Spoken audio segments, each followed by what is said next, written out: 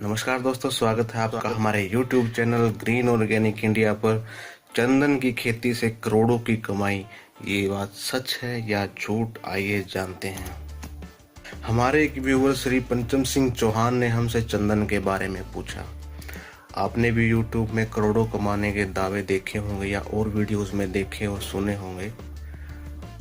अगर मैं ये कहूँ कि ये सच है कि आप चंदन की खेती से करोड़ों कमा सकते हो, लेकिन करोड़ों कमाने से पहले जरा इन बातों पर गौर करें और सोचें कि आपको करोड़ों कमाने हैं या नहीं। सबसे पहले चंदन से जुड़ी कुछ अच्छी बातें करेंगे और फिर वो बातें करेंगे जो आपको अच्छी नहीं लगेंगी। सबसे पहली बात, जो प्रति किलो चंदन की लकड़ी जो अंतकाष्ठ हार्डवुड बोलते हैं, उसका रेट 4000 से 6000 रुपए है। 5 ml चंदन का तेल लगभग 1350 रुपए कीमत का होता है और एक पेड़ से 20 से 25 किलो हार्डवुड मिलती है और 1 एकड़ में 435 पौधे होते हैं। अगर 1 एकड़ में 350 पौधे अगर मान लें, 15 किलो हार्डवुड और 5000 का रेट हम लगा लें, तो 1 एकड़ के अंदर 2,62,00,000 रुपए आप कमा सकते हो। इसके साथ साथ जो इसके बीज हैं, उनकी कीमत भी आपको अच्छी मिलती है, जो कि चौथे साल में मिलनी शुरू हो जाती है। इंटरनेशनल मार्केट में इसकी डिमांड भी बहुत ज़्यादा है, लेकिन जो सप्लाई है वो बहुत कम है। ये नमक वाली मिट्टी, काली मिट्टी को छोड़कर सभी प्रकार की मिट्टी में हो जाता है और भारत के 11 राज्यों में इसकी खेती हो रही है। ये बातें सुनकर आपको बहुत अच्छा लगा कि 3 करोड़ के आसपास आप 1 एकड़ से कमाई कर सकते हैं, लेकिन क्या चाहिए 3 करोड़ कमाने के लिए। और इस वीडियो के अंत में आपको एक बात और बताऊंगा कि सांप क्यों चंदन के पेड़ के पास रहते हैं। चलो अब बात करते हैं जो इस 3 करोड़ कमाने के लिए चाहिए। सबसे पहली बात, आपके अंदर संयम होना चाहिए, क्योंकि चंदन का पेड़ 15 से 20 साल लेता है पूरा फायदा देने के लिए। इसलिए इतने समय तक आपको धैर्य रखना होगा। बहुत से लोग धैर्य नहीं रख पाते और ये बीच में छोड़ देते हैं। चंदन के पेड़ को आप लगा तो सकते हैं, लेकिन काटने से पहले आपको सरकार से या वन विभाग से परमिशन लेनी होगी। इसके साथ साथ अगर आपके खेत से किसी ने पेड़ काट कर चुरा लिया तो आपको FIR कराना जरूरी होगा उसकी चोरी का, नहीं तो आप मुसीबत में पड़ जाओगे। आप किसी को अपनी मर्जी से चंदन की लकड़ी को बेच नहीं सकते। सरकार से लाइसेंस प्राप्त जो सहकारी या दूसरी फर्म है, उनको ही आप अपनी लकड़ी बेच सकते हो। भारत से बाहर आप एक्सपोर्ट नहीं कर सकते। वन विभाग के सरकारी कर्मचारी खुद कटवाते हैं, ओपन मार्केट में बेचते हैं। जो सफेद चंदन है वो सेमी पैरासाइट होता है। इसका मतलब क्या होता है कि वो अपना खाना दूसरे पौधे से लेता है। वो अपनी जड़ें दूसरे पौधे की जड़ों में घुसाकर उस पौधे से पोषक तत्व लेता है। इसलिए आपको 150 के करीब पौधे दूसरी तरह के लगाने पड़ेंगे, जिनको होस्ट प्लांट बोलते हैं। लाल चंदन के पेड़ के लिए ऐसा नहीं करना पड़ता, क्योंकि वो सेमी पैरासाइट नहीं होता।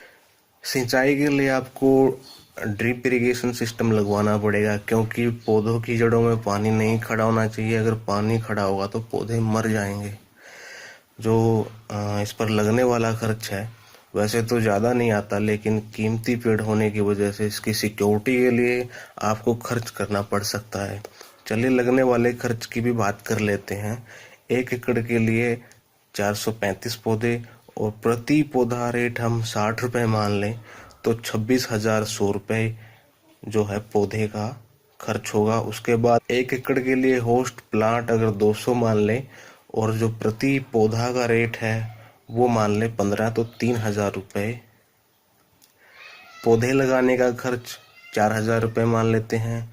ड्रिप इरिगेशन सिस्टम लगवाने का खर्च 1,00,000 रुपये।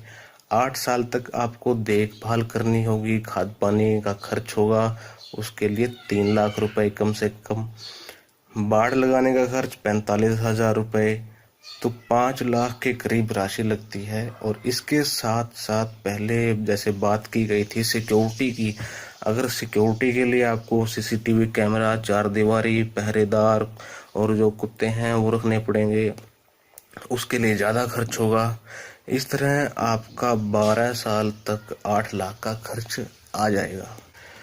एक और बात जो आपको अच्छी नहीं लगेगी कि लाल चंदन सबसे अधिक चाइना को भेजा जाता है। वो चाइना भारत से सबसे ज़्यादा लाल चंदन खरीदता है, लेकिन इस बात का भरोसा नहीं है कि वह कब तक भारत से लाल चंदन खरीदेगा, क्योंकि दोनों देशों के संबंध अच्छे नहीं हैं। अगर आप जो ये बातें बताई गई हैं इनको पॉजिटिव लेते हैं तो आप 3 करोड़ रुपए कमा सकते हैं। तो अब जानते हैं कि पेड़ लगाने का तरीका क्या है। खेत में 6 से 8 महीने का पौधा लगाना चाहिए। पौधे से पौधे की दूरी 10 फीट होनी चाहिए। इस तरह से 1 एकड़ में पौधों की संख्या 435 होनी चाहिए। पौधे के लिए अगर गड्ढा बनाकर आप लगा रहे हो तो 45 × 45 × 45 सेंटीमीटर होना चाहिए। अगर आप ज़्यादा खर्च नहीं करना चाहते तो फावड़े के साथ वैसे भी लगा सकते हैं, आपको इस तरह के गड्ढे बनाने की भी ज़रूरत नहीं होगी।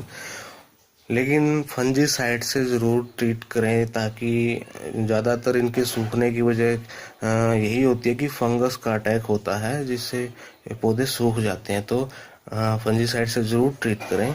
और जो चंदन है लाल मिट्टी को ज़्यादा पसंद करते हैं। गड्ढों में अगर आप लगा रहे हो तो 3:1 रेशो में लाल मिट्टी और खाद ले सकते हो अगर आपके पास है तो। गड्ढों में पानी नहीं खड़ा होना चाहिए, क्योंकि ड्रिप इरिगेशन सिस्टम से पानी देना अच्छा होता है। गर्मियों में हर हफ्ते 2 बार 2 से 3 लीटर पानी देना चाहिए। खेत में सफ़ेद चंदन के पौधे लगाने से पहले आपको होस्ट प्लांट लगाने होंगे, लेकिन लाल चंदन लगा रहे हो तो फिर होस्ट प्लांट लगाने की ज़रूरत नहीं है। सबसे अच्छा होस्ट प्लांट मिमोसा पुडीसा, जिसको टच मी नोट कहा जाता है, अगर वो ना लगा उसको तो रेड ग्राम, पिजन पीस, कोडेला या पपीता लगा सकते हो। चंदन के पौधे थोड़े से बड़े होने के बाद आप अनार को भी होस्ट प्लांट के रूप में लगा सकते हो या फिर कीकर लगा सकते हो।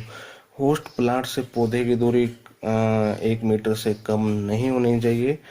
जो पहले 3 साल तक पौधे को है जो है अच्छी देखभाल की ज़रूरत है। अब मैं आपको लाल चंदन व सफ़ेद चंदन में फ़र्क बताता हूँ। चंदन की करीब 16 जातियाँ हैं जिनके गुण आपस में थोड़े बहुत मिलते हैं, लेकिन इंटरनेशनल मार्केट में ऑस्ट्रेलियन चंदन सेंटालम स्पाइकाटम और इंडियन चंदन सेंटालम एल्बम की ज़्यादा डिमांड है। सेंटालम एल्बम ही सफ़ेद चंदन है, जबकि लाल चंदन टेरोकार्पस सेंटालियनस है, और ये दोनों अलग अलग जातियों से संबंध रखते हैं।